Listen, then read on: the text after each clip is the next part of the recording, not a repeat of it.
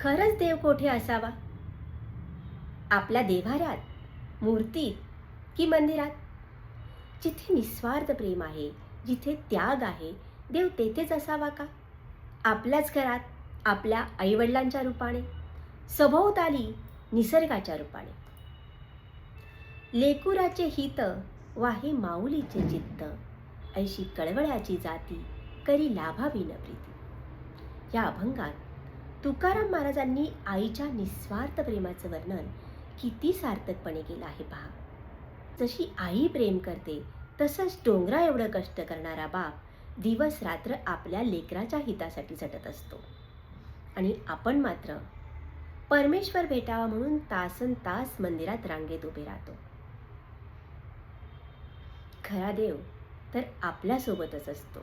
म्हणून संत मंडळी सांगतात की आपल्या आईवडिलांची सेवा करा, देव तर भेटेलच, कदाचित देवत्व प्राप्त होईल. रोज उगवणारा सूर्य, जगण्यासाठी लागणारी हवा, पाणी, अन्न देणारी धरती माता, हे सगळं निसर्गाचं रूप. आपल्याला जीवन देणाऱ्या या निसर्गातच देव असावा का?